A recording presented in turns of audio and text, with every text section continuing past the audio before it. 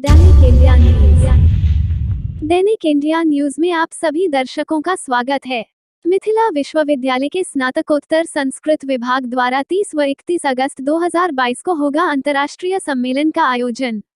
सम्मेलन में कुलपति प्रोफेसर सुरेंद्र प्रताप सिंह व प्रोफेसर शशिनाथ झा, प्रति कुलपति डॉली सिन्हा व डॉक्टर सिद्धार्थ शंकर सिंह, मुख्य अतिथि प्रोफेसर गोविंद चौधरी व मुख्य वक्ता प्रोफेसर राधाकांत ठाकुर आदि रखेंगे विचार।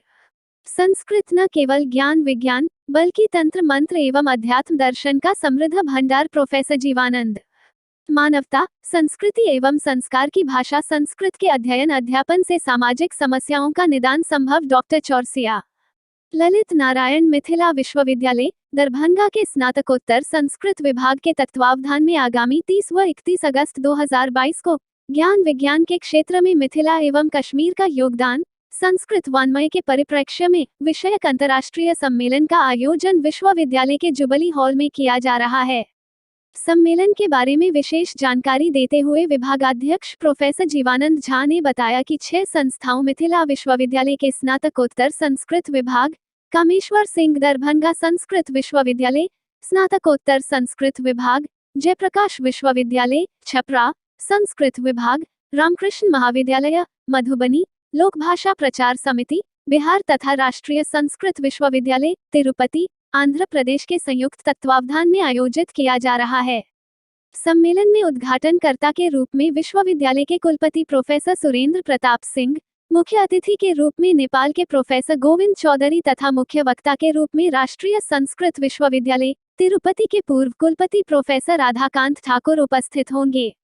वहीं संस्कृत विश्वविद्यालय के कुलपति प्रो शशिनाथ झा की अध्यक्षता में आयोजित सम्मेलन में सारस्वत अतिथि के रूप में प्रति कुलपति प्रोफेसर डॉली सिन्हा, संस्कृत विश्वविद्यालय के प्रति कुलपति डॉक्टर सिद्धार्थ शंकर सिंह, मिथिला विश्वविद्यालय के कुलसचिव प्रोफेसर मुश्ताक अहमद, जयप्रकाश विश्वविद्यालय छपरा के संस्कृत विभागाध्यक्ष प्रोफेसर वैद्यनाथ मिश्र, लोकभाषा प्रचार समिति बिहार के अध्यक्ष doctor Jaishankar Jha, RK. College Madhubani के प्रधानाचार्य डॉक्टर फुलो पासवान तथा बीआरबी कॉलेज समस्तीपुर के प्रधानाचार्य डॉक्टर वीरेंद्र कुमार चौधरी आदि अपने विचार व्यक्त करेंगे। सम्मेलन में कई लोगों को सम्मान भी प्रदान किए जाएंगे। उन्होंने कहा कि संस्कृत न केवल ज्ञान विज्ञान बल्कि तंत्र मंत्र एवं अध्यात्म दर्शन का समृद्ध भंडार है। प्रोफेसर झा ने बताया कि सम्मेलन में मारवाड़ी महाविद्यालय दरभंगा के संस्कृत विभागाध्यक्ष डा विकास सिंह के सहयोग से 5 अन्य देशों के विद्वान भी भाग लेंगे। विभागीय प्राध्यापक डॉक्टर आर.एन. चौरसिया ने बताया कि मिथिला एवं कश्मीर का प्राचीन ज्ञान विज्ञान के विकास में अविस्मरणीय योगदान रहा है। मिथिला अनादिकाल से ही अपनी ज्ञान, भक्ति व कर्म की त्रिवेणी हेतु अद्वितीय ऊर्जा एवं बौद्धिक क्षमता के लिए न केवल राष्ट्रीय बल्कि अंतर्राष्ट्रीय शिक्षा जगत में विख्यात रही है। मिथिला में याज्ञवल्क्य, गौतम, कपिल, कणाद, मंडन, वाचस्पति, उदयनाचार्य, गंगेश व जैमिनी आदि स्थान एवं काल से ऊपर सार्वदेशिक एवं सार्वकालिक दार्शनिक हुए, जिनका दार्शनिक योगदान सर्वविदित एवं सर्वमान्य रहा है। मानवता के कल्याणार्थ संस्कृति एवं संस्कार की भाषा संस्कृत के उत्थान से ही सामाजिक समस्याओं का निदान संभव है। सम्मेलन में विद्वानों के विमर्श से नए तथ्य उजागर होंगे जो सरकार और समाज को भी दिशा दशा प्रदान करेंगे। सम्मेलन के आयोजन सचिव डॉक्टर नारायण झा ने बताया कि इस सम्मेलन में करीब 500 पंजीयन हुए हैं, जिनमें 24 मुस्लिम, 3 ईसाई तथा 7 बौद्ध धर्म के प्रतिनिधि भी शामिल हैं। उद्घाटन सत्र 30 अगस्त को पूर्वाह 11 से अपराह्न 1 बजे के बीच संपन्न होगा।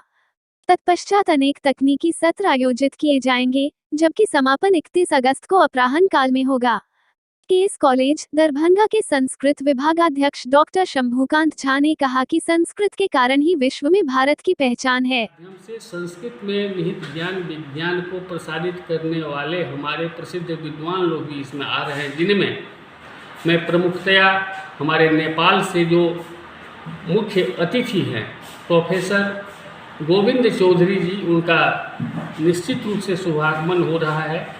और अभी 3 अगस्त को निवर्तमान होने वाले हमारे केंद्रीय संस्कृत विश्वविद्यालय तिरुपति आंध्र प्रदेश के माननीय कुलपति प्रोफेसर राधाकांत ठाकुर, जिनकी पकड़ संस्कृत, हिंदी, इंग्लिश और मैथिली में भी है, उनसे हम जिस भाषा के माध्यम से संस्कृत में निहित ज्ञान विज्ञान के विषय का पुनर्प्रकाश कराना चाहेंगे वो उसमें सक्षम हैं।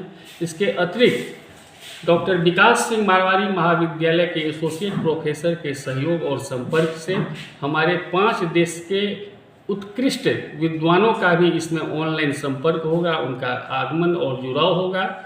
मुख्य रूप से भारतवर्ष के विभिन्न संस्कृत के विश्वविद्यालयों के अथवा स्नातकोत्तर संस्कृत विभागाध्यक्षों का आगमन यहाँ होगा और मुझे पूरी उम्मीद है कि इस बार पुनः इस मिथिला की धरती पर ज्ञान और विज्ञान का ऐसा प्रकाश पुंज हमारे सामने आएगा जिससे चमत्कृत और प्रकाशित होकर हम लोग पुनः मिथिला को अपने पुराने जो गौरव है उसको प्राप्त कराने में सक्षम होंगे, ये मेरी उम्मीद है। संस्कृतम संस्कृतिश्च, संस्कृत भाषा या प्राचीन काल से लेकर अद्यावधि पर्यंत संपूर्ण भारतवर्ष का सबसे बड़ा पहचान है। विदेशों में अगर हमारी प्रतिष्ठा है संपूर्ण भारतवर्ष की, तो वह उसका एकमात्र श्रेय संस्कृत वाङ्मय को जाता है। उसी वाङ्मय को लेकर के मिथिला और कश्मीर, इन दोनों क्षेत्रों में क्या समानताएं हैं, क्या विषमताएं हैं, विशेष रूप से जहाँ तक साहित्यिक, सांस्कृतिक, दार्शनिक, ये 3 पक्ष हैं। इन तीनों पक्षों में मिथिला और कश्मीर का अगर तुलनात्मक अध्ययन किया जाए तो बहुत सारे ऐसे विस्मृत तथ्यों का उद्घाटन हो जाएगा जिससे आज के बच्चों को, आज के छात्रों को, आज के शोधार्थियों को और बहुत सारे विद्वानों को भी बहुत सारा ऐसा तथ्य मिलेगा जिससे नए नए उद्भावनाएं संपन्न हो सकती हैं। राष्ट्रीय सेमिनार हैं, इसमें मिथिला क्षेत्र के, बिहार के जो छात्र छात्राएं हैं, शोधार्थी हैं या शिक्षक हैं, उन्हें काफ़ी लाभ मिलेगा क्योंकि देश विदेश के विद्वानों को सुनने का उन्हें मौका मिलेगा।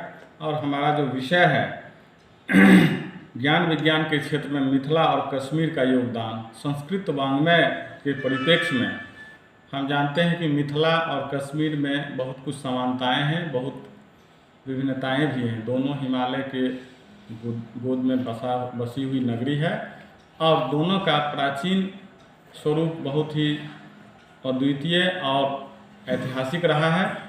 उन्हें फिर हम याद करेंगे और केवल याद न करेंगे बल्कि फिर आधुनिक रूप में किस तरह से उस वैभव को स्थापित किया जा सके। जब हम विकास करना चाहते हैं तो हमें इतिहास को भी देखना पड़ता है, इतिहास में हमारा क्या गौरवपूर्ण स्थिति थी और उसके बाद नई पीढ़ी को हमें अवगत कराते रहना होगा ताकि वे उससे आगे के ज्ञान विज्ञान और विकास में अपना योगदान दे सकें पूर्वजों के अनुभव के आधार पर।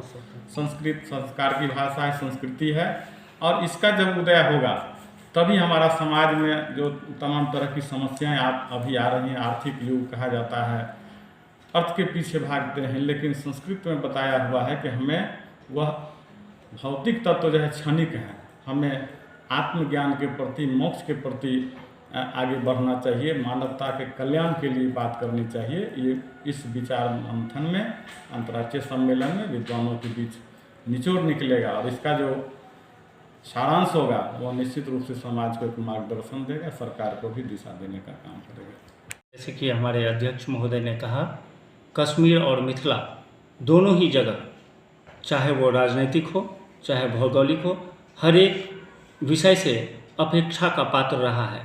यह समय से प्राचीन काल से ही ये समस्या चली आ रही है। हमारे मिथिला में भी जितनी समस्या हैं और कश्मीर में भी अभी कुछ दिन पहले ही धारा 370 को लेकर विवाद हटा है और इस तरीके से हम समझते हैं मिथिला में भी उद्धार होगा और इसके लिए प्रयत्नशील हैं। दूसरी बात यह है कि चाणक्य ने कहा कि शिक्षक की गोद में खेलते हैं प्रलय और निर्माण। उसी विषय को लेकर के ये ज्ञान विज्ञान और वो भी मिथिला और कश्मीर दोनों को लेकर के हमने तैयार किया ये सम्मेलन के लिए। और इसमें खास बात यह है कि इतने प्रतिभागी, इतनी संख्या में प्रतिभागी पहली बार किसी कॉन्फ्रेंस में आ रहे हैं, पूरे देश विदेश से आ रहे हैं, 500 से ज़्यादा प्रतिभागी जुट गए हैं। और दूसरी बात यह है कि संस्कृत विभाग में पहली बार देखने को मिल रहा है कि मुस्लिम समुदाय के लोग भी काफ़ी इंटरेस्टेड हैं। 24 मुस्लिम प्रतिभागियों ने इसमें जो है अपना जगह बनाया है। उसके बाद 3 ईसाई ने और 7 बौद्ध धर्म के लोग जुड़े हैं। कश्मीर की चर्चा अगर करें और मिथिला की चर्चा करें तो दोनों की भाषाओं में प्राचीन काल से ही बहुत समानताएं पाई गई हैं। जिस तरीके से वहाँ संस्कृत का ही प्रयोग हमेशा किया जाता रहा है, वैसे ही मिथिला में भी जितने भी विद्वान रहे हैं वो संस्कृत के ही पुजारी रहे हैं। हमारा चैनल कैसा लगा आप हमें कमेंट करके बताएं। हमारे चैनल को लाइक शेयर सब्सक्राइब जरूर करें। तब तक के लिए हमें दीजिए इजाजत, फिर मिलते हैं अगले खबरों के साथ। नमस्कार। देखते रहे दैनिक इंडिया न्यूज़।